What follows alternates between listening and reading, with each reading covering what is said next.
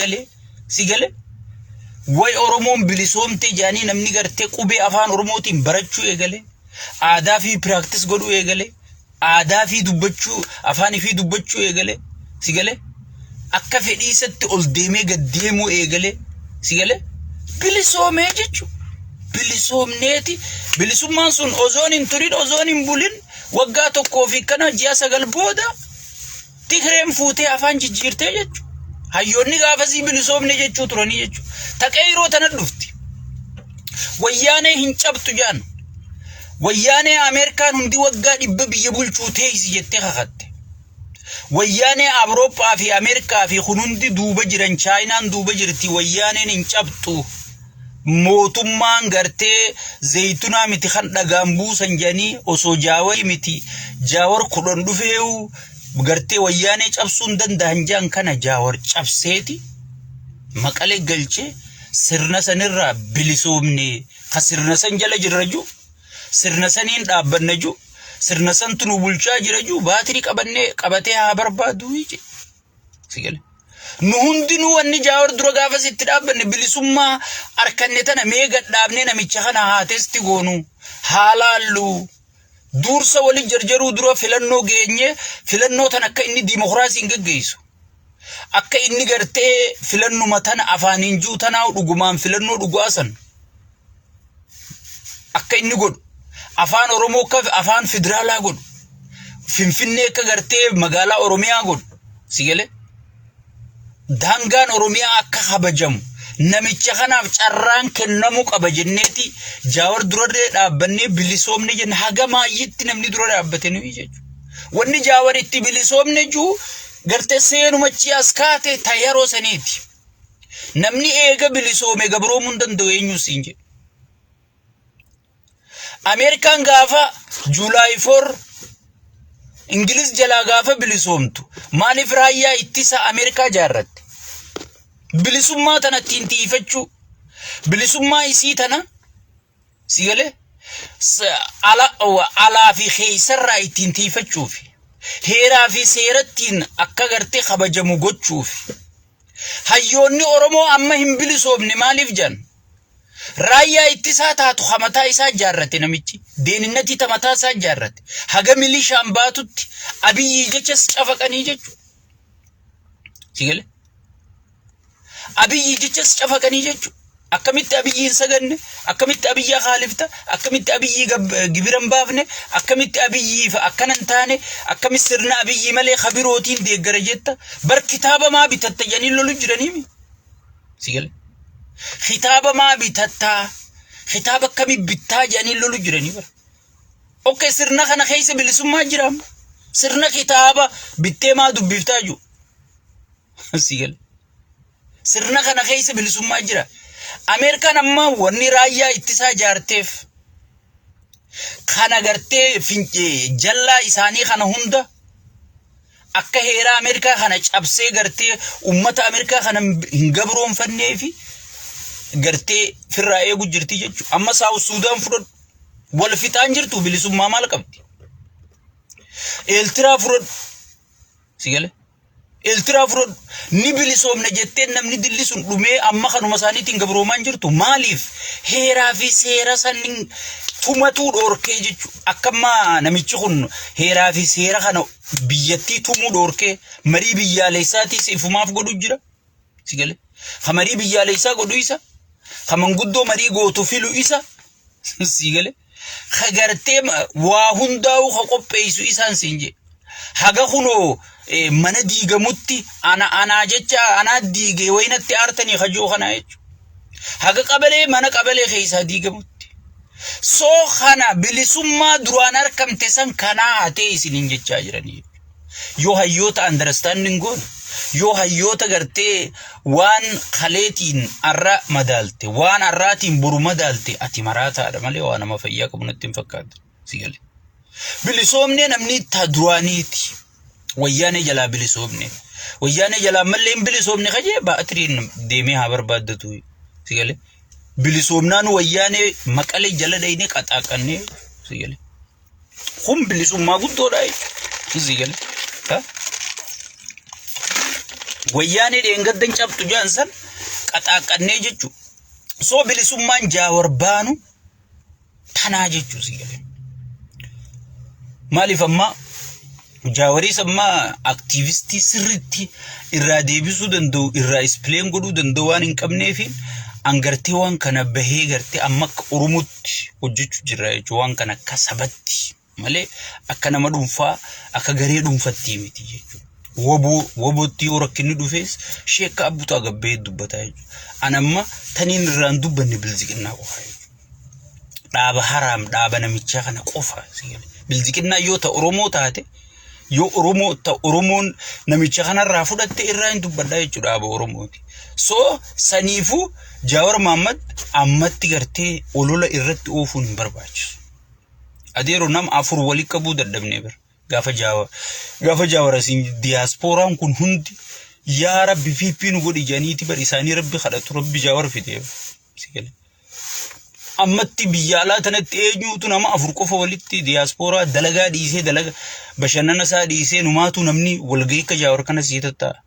So saniifu hayyoonni keenya hojjechuu qaban waan duraaniitiin qalbii cabsuu duuba dhaabbachuu naafi ati duuba dhaabbannee gartee qoree isaanii deemtu hunda duyda keenyatti akka buutu if qabnee hojjechuu qabna jechuudha. Sabaaf hojjetta malee maan namaafi miti. Namaafi miti. Jaawar deemuu sujiin itti fufti sigale. Warri Jaawar duraatis ni khute Jaawarii dhufe itti fufti. Jaawar kunnaan kabiroo dhufa ittuma fufna jechuudha. Haga gartee kaayyoon Oromoo kaayyoof akeekni saba keenyaa galma gahee sigale. Alaabaan Oromoo handhuura Finfinnee Oromiyaa keessaa laliftutti afaan Oromootiin namni paarlaamarra taa'ee sigale. Muummichi ministeera takka pirezidaantiin biyyatti afaan Oromootiin taa'ee paarlaamaan guutuun akka afaan Amaaraa kana haasa'utti haasa'u sigale. Saniifu haga kun mirkanaa'utti qabsoon keenya itti fufaa jechuudha. Qabsoon keenya qabsoo faayidaatii miti qabsoo nama dhuunfarra godhamu qabsoo sirnarra godhamu. Asumaan ta dargaggoota seenu dargaggoonni biyyattii piippiin guyyaa rakkatte qofa guyyaa muddamte qofa guyyaa cinqamte qofa guyyaa eessa seenna jette qofa dargaggoonni ijaarsa biyyaatiif lafee duydaati maarree duydaati isiniin jedhan. Dheengadda gartee dargaggoota isin hattoota gantoota diina biyyaati maaliif gaafii nu gaafattan je'eeti qaallichi kun hattuu guutuu tarrifatee hatticha wadalticha isaa Shimallis guddaa kana aangorraa kaasi jettee manguddoon itti dhaynaan itti laffa'eetiin nama jijjiirradhe namni Shimallis tuqe nama na tuqe jee sigale manguddoo Oromoo hunda qaaneessee chi oofee jechuudha. So Shimallisiin milishaa rajjaariitii nama kana cafaqi dhabamsiisi dargaggoota gartee hiraata qurxummii godhi biyyarraa baqachiisi jeen sigale mana hidhaatii gabbaasee dargaggoota rashansiisuu ture jechuudha. Karraa hafee karra harkaa bahe marroo bira dhaqee jechuudha. Ichitti gartee rasaasa xiyyitii godhe hirbaata xiyyitii godhu jira jechuudha. Arra garuu muddamnaan bakka seentu dhabnaan abbaan qayrootiin lafaatti kaanaan hayyoonni Oromoo keessaa fi alaa sigale waan gabba'u taa'u arkuuf jirta. Jaawar kophayyuu jira si fakkaatti. Jaawar gartee dhiiraatu duubaa taphachiisu jira. Hayyoota meeqaa isa duuba jira nuti waan beeynurraa haasofna yeroo hundaa sigale. Waan beeynu waan keessa jirru yeroo hundaan sumaafiin bakka distiin shuumoon siyaasaa distii okkoteen itti affeelamtuun taa'an siinja yeroo hunda sumaafiin nan dhageessu boodarrattuma dhuftaa jechuudha. Jaawar kophaasaa deemaan jiru. Dhiira meeqa kanatti dhageessu gartee kaatee yaa Rabbi dhugaa nuu godhi jettee sujuuda buutuu isa duuba jira jechuudha. Sigale. Hayyuu meeqa kanatti sagalee isaa dhaga'uudhaaf dharra'u jirtu meeqaatu Jaawar duuba tattaa'u jira jechuudha. Jaawar ammas janaajjanu jira si oowwifachiisu jira sigale. Barnamni ogguma hirriba halkanii kanaa hungarree sirrirra wal ol baasee dura wal oowwifachiise ichi booda maal gaafatta sigale. Jaawar amma isin warmi'aaf isin Oromoo oowwifachiisu jira jechuudha. Dhiirti gana gabba'u teessi sigale. gana gad dhufuu teessi namni ati gartee sagalee isaa yaa rabbi na dhageessisi jettu hundi gana gabba'uu ta'a. Soo dargaggoota Oromoo kan akkasitti gartee dargaggoota Oromoo kan akkasitti jibbanii mana hidhaati gabbaasanii rashananii sigalee gibiraan gidirsanii maraachanii tokkicha qabu gartee jalaa gurguranii gurgursiisanii sigalee rakkisaa turan san arra gartee piippiin bakka seentu dhabnaan sigalee bakka seentu dhabnaan ummata gartee ijaarsa biyyaatiif isin barbaachisu way ijaarsa biyyaatiif isin malee jiraachuu hin dandeenyu way isin malee gartee kana ta'uu hin dandeenyu jedhanii isin kijibu jiranii jechuudha. Rakkoo tana keessa achi baanaan bar awwalu abdii fa'aatu aangorra jira bar nama gartee ajjeetti dardara gandasaa gosasaa amantiisaa dardara arsii kana rashansiise sigalee. Fiqaadu tasammaa fa'aatu bar aangorra jira bar warra Oromoo gartee qurxummii dhabamsiisuudhaaf bishaan goysuudha je. Shimallis Abdiisaa fa'aa aangorra jira bar abbaa gadaa rashana. Warri godina ol dawwalee aboo dargaggoonni mana hidhaa guute yaa Shimallis akkam goona jennaan. Akka malaan gootanii mana hidhatti teessanii qallabdanii. Mana hidhannumaatu naa qallabdanii gaangistara. Warra quufe mana hidhannaa qallabdanii kajeessan to'an aangorra jira beeku. Sigale. Qaallicha Abiyyi jaaniin gartee shayxaanticha guddaa mujrimticha. Ka oggi Oromoon duutee namni du'e gartee biqiltuurra dhaabaa haagaa diddooytuu fi jeen dhiiga namaatiin taphatu. Dhiiga namatti ashoofu. Oggi gartee lakka dhiinni namaa ganna qabuun inni paarkii heddummeessu. Paarkii ijaarratu. Paarkii keessa dubra amaaraa kana qotaasisu. Tattabachiisu sigale. Kana jaarratuutu bara aangorra jira bara. Sigale. Warra gartee dheengadda beekamtii isin dhoorkate. Amma Jaawar faani bar qeyroo akima geessite. Mee qeyroo ta wallaanti jedhaniin bar ummanni keenya kun hoggi takka. Mee Jaawar mootummaa qabsiiftanii. Pirezidaantii naannoo Oromiyaa gootanii. Muummicha ministeeraa gootanii. Qabeenya kamiini waan ummata irraa coccoru tanaanii akima qeyroo dilata nageessa. Silaa kanatti itti dubbachuu qabdu bar pirezidaantii naannoo saniiti. Nama gartee naannoo san aangoo sababa qeyrootiin naannoo san pirezidaantii ta'e bar kanatti itti dubbattu. Sigale?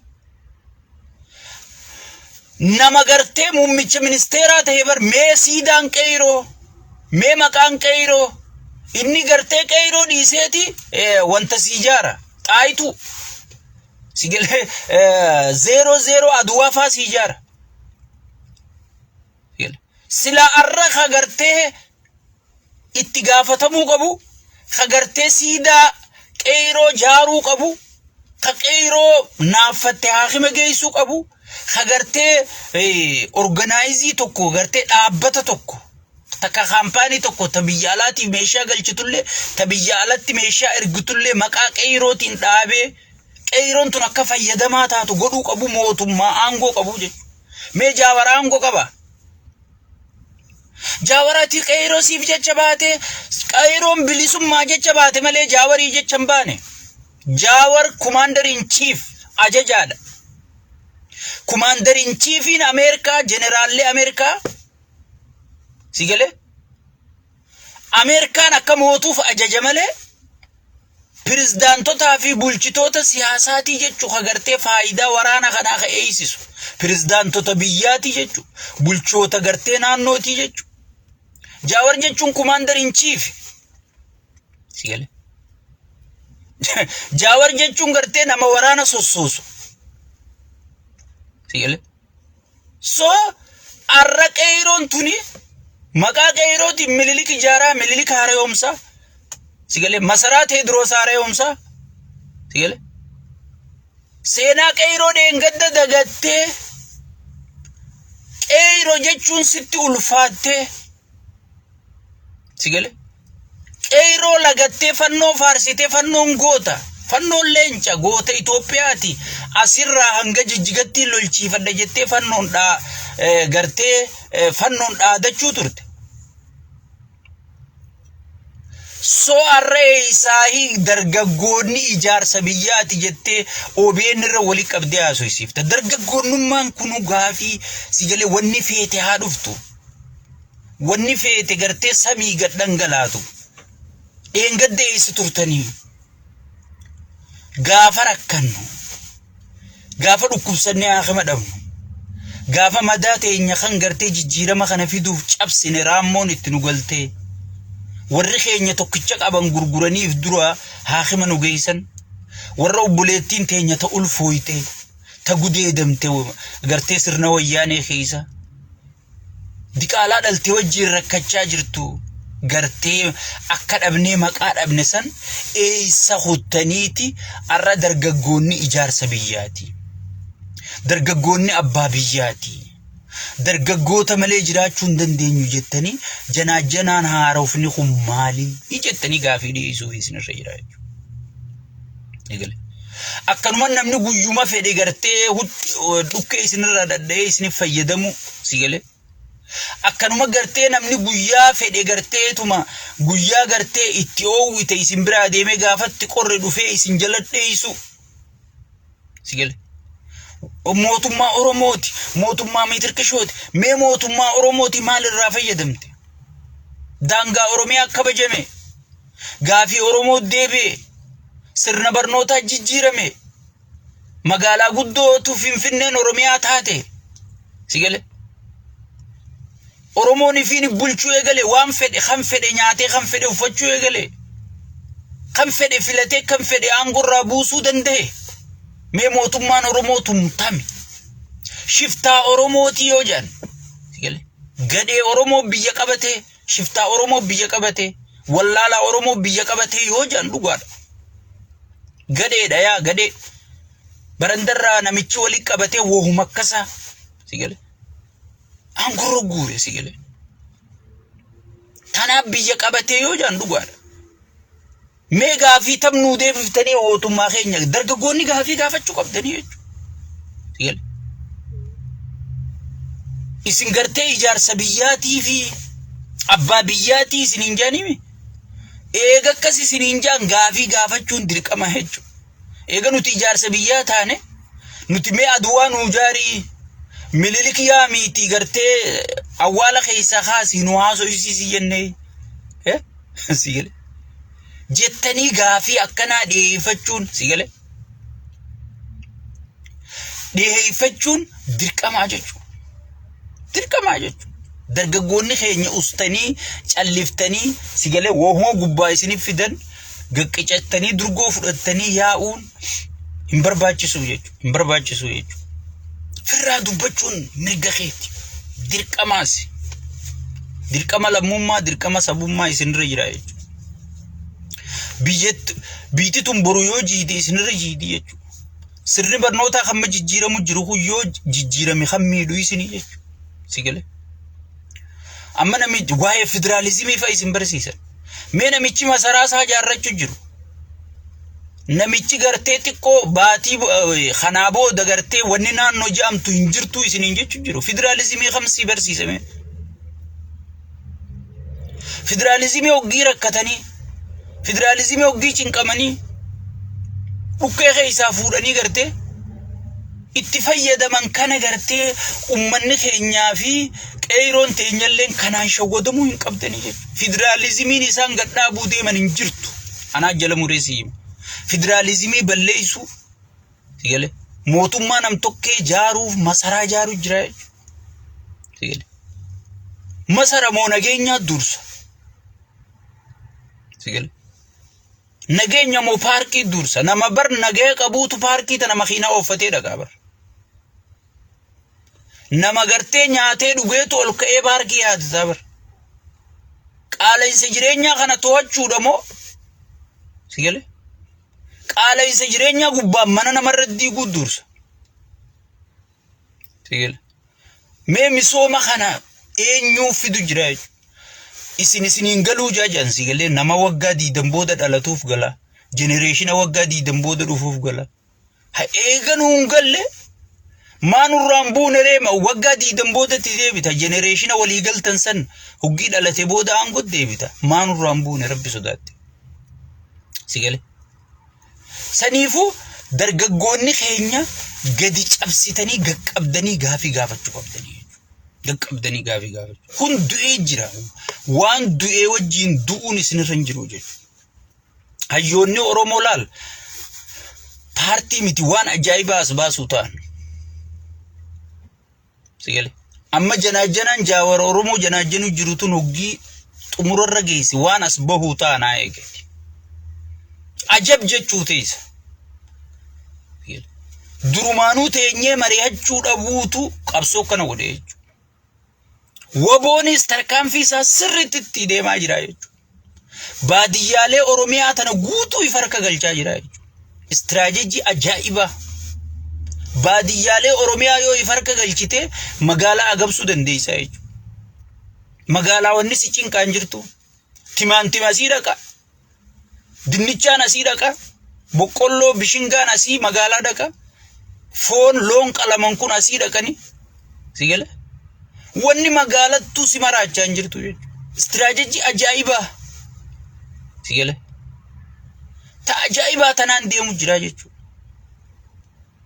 saniifu waboo cinaas hayyoota cinaas hundinuu waboo fi gartee hayyoonni waliif faallaa miti waliif obboleeyyani malee ka faallaa isaanii deemu ka waboo fakkaatee jaawar irra duulu ka jaawar fakkaatee waboo irra duulu ka waboo fakkaatee hayyoota irra duulu qabsaa'ota oromoo irra duulu sun diina oromooti malee aktiivistii oromooti miti kijibdoota cuftisi anaa siima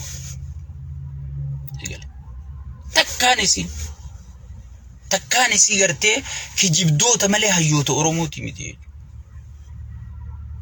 saniifu awwanniin isin hinju wanniin isin kadhadhu sigale tokkummaa keessan jabeessa maarree jimmaa mitirkishoo ummata jimmaa ummata jimmaa maarree jimmaa wanni jamu jirtu ummata oromooti hundi oromoon takka abbootii teenyaatu gartee dhiiga isii dhangalaasee lafee isii cabsee oromummaa teenya takka godhee ijaare jechuudha arra faltiin dhuftee feesbuukiidhaan takka miidiyaa OBN'n tokkummaa oromoo diiguu inuma hin dandeessu jechuudha wanni inni barbaadu gartee tokkotti addanu baase mee ummanni jimmaa kun na deeggara je'ee kan dheengaddachi keessa akka nama saayikila oofuu waraana fi marsee hijiba siile achi keessa karas godhatu san mee ummanni jimmaa takka haga arra rakkate takka rakkatee ni beeka manni irra diigame milishaan dhiitame gibira hanganan jaamne garte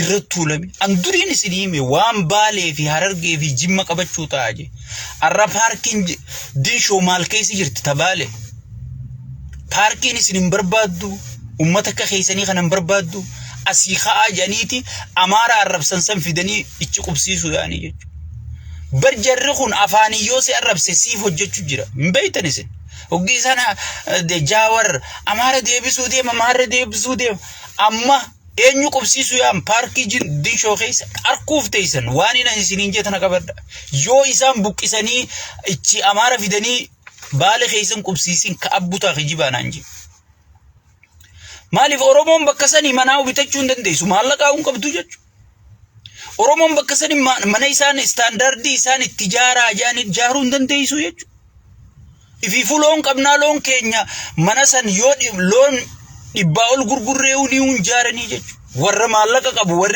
qabu ka ekonomii harkaa qabu eenyu warra soddaati jechu warri soddaa gaafii malee dhufeechi galuu ta'a jechu paarkii har'a ummata keenya irraa buqqisu jiran bakka har'a ummata keenya gartee baala keessaa buqqisu jiran sigale na eeggadhu eenyu akka dhufeechi galuu ta'a sigale na eeggadhu kijibaanaan ji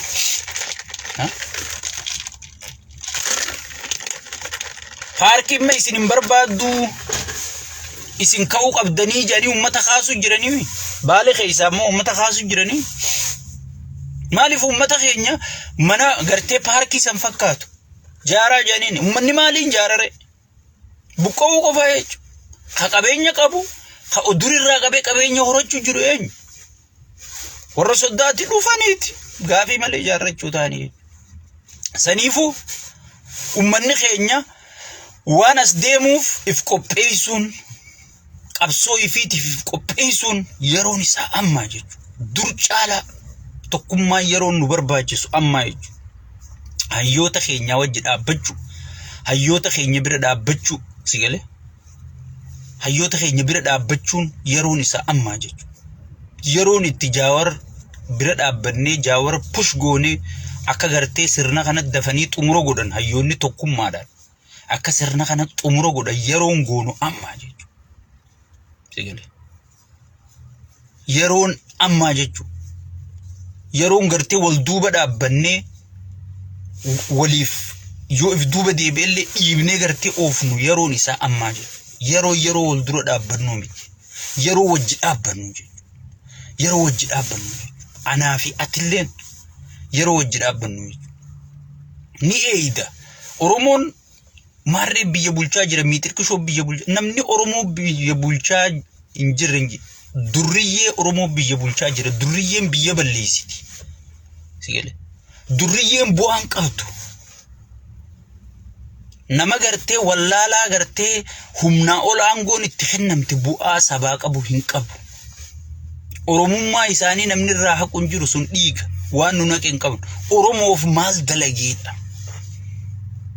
Aangoo eega qabate Oromoo irra dalagu jira moo Oromoof dalagu jira? Federaalizimii Oromoon qabsoon harkatti balleessu jira moo dagaagsu jira?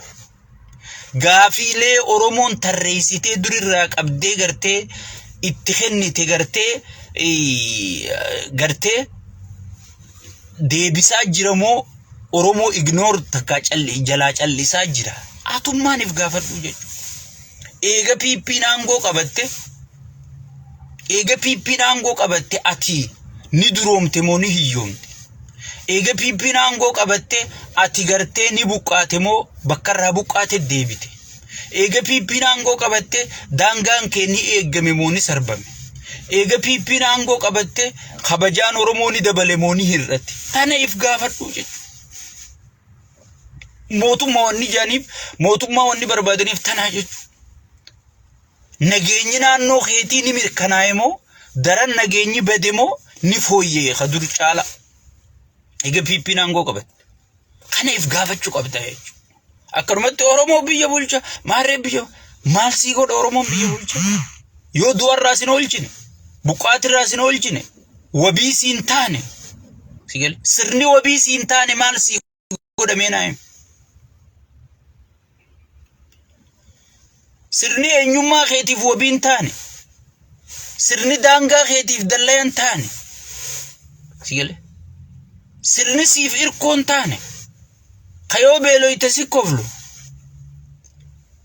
kayoo hidhamte gabbaa'ee si rashanu kayaroo hunda qalbuma si cabsu hojjetu mee sirni kun maal sii godha? Maal sii godha? Oromoo miti osoo ilma keetuu ta'e maal sii godha? Naayimi. So Oromoo maaliin harkadhee maaliin dhabee jee guyyaan ittiif laalu guyyaan itti dhaabbateef dhageeffatu yeroon isaa ammaa jechuudha. Tanaafi the right time, right person, right place wanti jennuuf tanaa jechuudha. Jawaar dhufnaan. Qabsoo kufte, qabsoo ciifte, qabsoo namni abdiirraa kutatee sheekka abbutaa bichaan asirraa isinitti iyyaa ture. Yaa sheeka kophaa teessan maal taate naan jechaa turtan. Dhiirti dhuftee gartee tiim qabrichoo qofaa asirraa iyyuu ture mi dura. Ijoollee tiim qabrichootii fi ana qofaatu jihaaffaa abbaa seenaafaa sigalee ijoollee tana qofaa tiim qabrichoo tana qofaa asirraa iyyuu ture jechuudha. Sigalee saniifuu iyyanti teenyaas lafan banne alhamdulillah bakka nu godhatte gartee seenaan nu yaadata. Seenaan Oromoo nuti gartee hayyoon keenya Oromoon bilisoomu Oromoon qabeenya firratti abbaa tahu Oromoon gartee ofiin bulchuu sigalee olii fi gad kan namni jenneen gartee alaabaa feeti caffee fi filatteen bulu caffee